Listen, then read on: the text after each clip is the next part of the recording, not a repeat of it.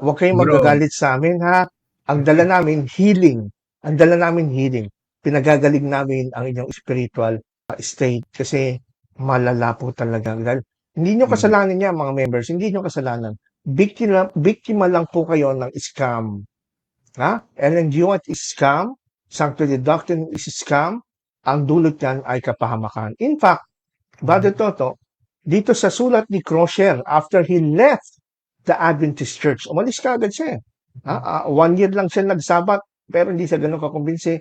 After a year, sumulat siya kay Daddy M. Canright. Si Daddy M. Canright, 28 years na theologian, debater ng Seventh-day Adventist. Kaya nakaka-relate ako kay Canright eh. Kasi pareho kami ng image ba? Kumbaga, defender ng Seventh-day Adventist. Mas mahaba lang siya ng 4 years kaysa sa akin. Nung umalis na si Crosier, sumulat siya kay Canright. Wala na rin si Canright sa Adventist na. Sabi ni Crosier, Elder D. Ann Arbor, Mitch, December 1st, 1887, Elder DM. Can't. I kept the seventh day nearly a year, about 1848. In 1846, I explained the idea of the sanctuary in an article in an extra double number of the Daystar Cincinnati O. The object of that article was to support the theory that the door of mercy was shut, a theory which I and nearly all Adventists who had adopted William Miller's views held from 1844 to 1848. Yes, I know that Ellen G. Harmon, now Mrs. White, held the shut door theory at that time. Truly yours, ORL, Crosier. that time. Nako, meron pa palang sipa ito. Bukod sa in-endorse ni Ellen White to her alleged vision na true light coming from the Lord, yung article na sinulat ni Crosier na anti-atonement on the Calvary. Ito pa, sinabi ni Crosier, at ito hindi nyo marinig ngayon sa mga Adventist. Hindi nyo marinig ngayon sa mga scholar, sa Ellen White Estate, hindi nyo marinig sa Biblical Research Institute, yung sinabi ni Crosier. Kasi siya gumawa, hindi alam niya kung sinulat niya. Ano daw po ang layunin, ba't niya sinulat itong nasa Daystar February 7, 1846? The object of that article was to support the theory that the door of mercy was shut. Ano yung sabihin nito? Sinusuportahan pala ng article na yon ni Crosier yung paniwala ng mga Adventist noon na tapos na at sarado na po ang pintuan ng awa at kaligtasan sa mga tao noon na nag-reject sa teachings ni Miller. The close of probation. Na ito po, nakakalungkot. Dinidinay ngayon at ayaw ipakita sa inyo na mga leaders ninyo at mga pastor ninyo dyan sa AYAS. Pastor nyo sa AUP, alam niya, pero sayang yung sweldo at pakinabang, laki-laki pera nila dyan pag ini-invite sila sa mga church. Kaya, hindi na sasabihin sa inyo, pero ngayon kami, taos puso po namin sinasabi sa inyo, meron pong problema talaga. Yung palang object ng article na yun, ay para po suportahan na sarado na ang pintuang awa noong 1844. Ngayon, dinideny ng mga Adventist, sinasabi nila, si Ellen White hindi niya, noong 1844, December, nakakita ng first vision, doon, iniwan niya na yan. Nagbago na isip niya. Pero sabi dito ni Crosier, si Ellen White, believer siya. Tapos na ang pintuan ng awa from 1844 to 1848. Kaya sabi niya, the shut door of mercy, a theory's eye, and nearly all Adventists who had adopted William Miller's view held from 1844 to 1848. In fact, later on, malalaman natin, si Ellen White mismo, hindi lang hanggang 1848, hanggang 1850s, naniwala si Ellen White na sarado ang pintuan ng awa. Kaso, yung mga bayarang pastor, Biblical Research Institute, mga scholar nila, binayaran sila para i-hocus-pocus ang history, itago ang katotohanan, gusto lang palabasin na noong December 1844, ay nireject na ni Ellen White yan. No, it's not true.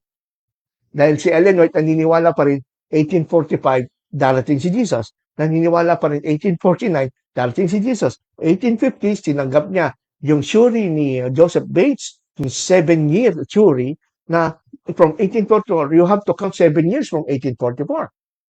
doon daw darating si Jesus. Para lang. Eto hindi pa nagtapos ng 1844, meron pa 1845 Yes, at October 1851. Ha? Kasi Meron noon pa yan, ito. marami. Ito na. Sabi dito sa libro na Joseph Bates, the real founder of Seventh-day Adventist na sinulat ni George Knight. Si George Knight, kilala to. Authority to, historian, theologian. The early Sabbatarians had not been adverse to date setting. In September 1845, James White firmly believed that Jesus would arrive in October of that year. Yet, a few days before the time passed, James recalled, the young Ellen Harmon saw and visioned that we should be disappointed, and that the saints must pass through the time of Jacob's trouble, which was future. Bates had concluded that the pre-Advent judgment would last 7 years and would conclude in October 1851, at which time Christ would return. Biruin mo, James White, asawa ng propeta, naniniwala daw na September 1845, babalik si Jesus. Kung totoong propeta si Ellen White, ba't di niya kinurik asawa niya? Kaya nga yung mga Adventist na nag-asawa, nung year na yon bago October 1845, sabi rito, pinapagalitan ni James White nung mag-asawa. Kaya sabi ngayon, nahulog ka sa pakanan ng Diablo. Kaya sabi ko, tama yung nasabi sa Bible, yung mga espiritu ng demonyo, aral, ay pagbabawal yung pag-asawa. Pumasok to Ayan. Ha? Pasok yun. And a few days before the time passed, sabi rito, Ellen Harmon saw in vision that we should be disappointed and that the saint must pass to the time of Jacob. Huling na kung kailan na lang, ilang araw lang bago matupad, doon lang nagbawal si Ellen White. Pero matagal na pinapangaral na ito. Ibig sabihin si Ellen White na nagoyo rin. So kung totoong propeta siya, ba't siya nagogoyo? Ito matindi. Pero si Joseph Bates, hindi sumuko, hindi siya tumigil na 1845. Meron pa rin siyang theory. Bates had concluded that the pre-Advent judgment should last 7 years and will conclude in October 1851, at which time Christ would return. Ano sabi ni Bates? Noong 1844, pumasok si Jesus Christ sa most holy place. At siya mag-i-stay doon ng 7 years. After 7 years, tsaka siya babalik. Alam niyo ba, sinuportahan to ni Ellen White at ni James White. Pero dito sa libro ni George Knight, November 1850, sinaway daw siya ni Ellen White na mali daw yun.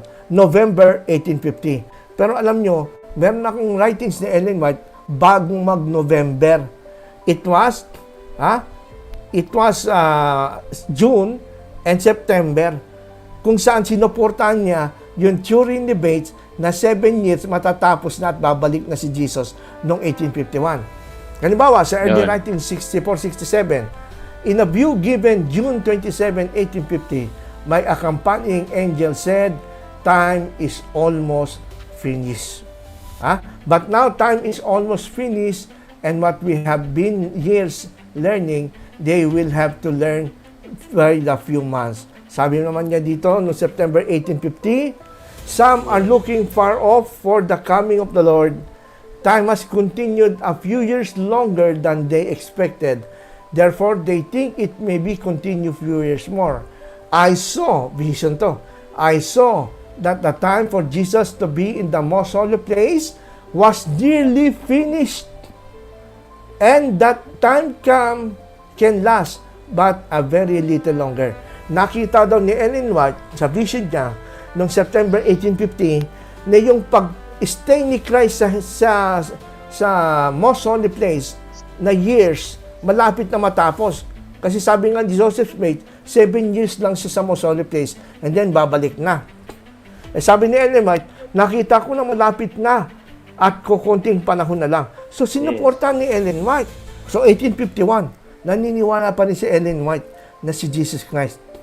After na siya ay magkaroon ng vision. Ito, hindi na sinasabi sa inyo yan, mga kapatid. Kaya dapat nga magpasalamat po kayo sa amin kasi hindi kami nagsisinungaling.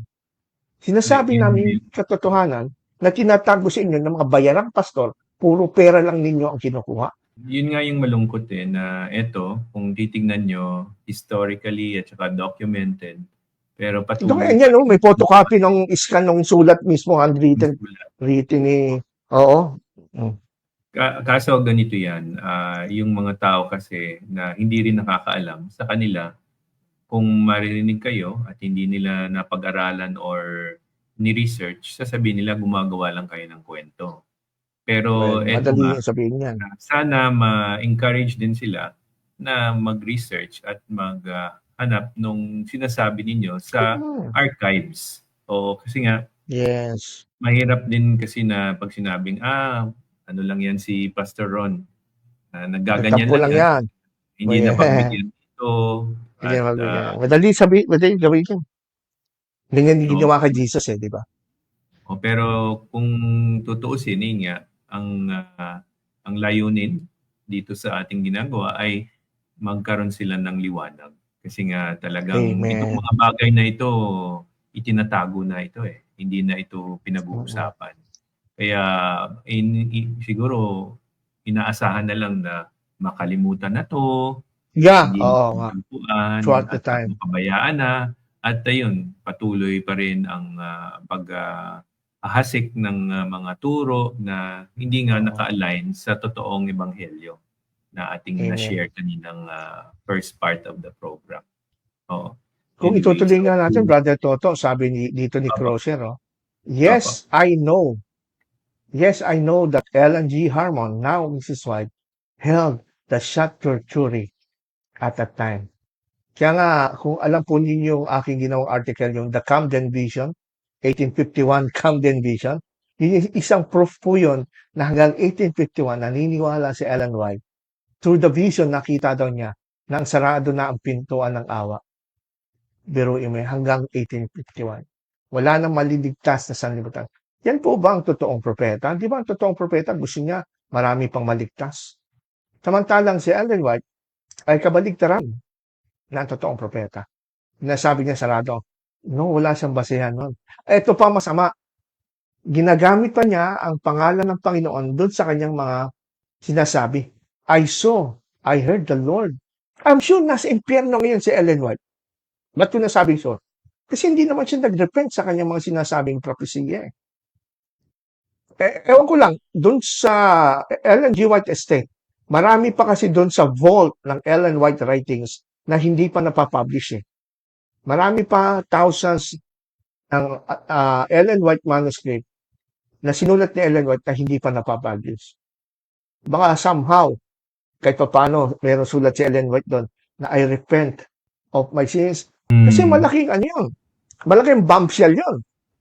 Kung si Ellen White bandang huli bago siya mamatay noong 1915, July 16, 1915, sumulat siya na sa Ellen White Estate, yung mga sinabi ko noon, ay mali talaga, hindi totoo yung vision ko, nakita ko si ganito nga, sinabi sa akin, patawarin sana ako Panginoon, tapos namatay siya. Opo.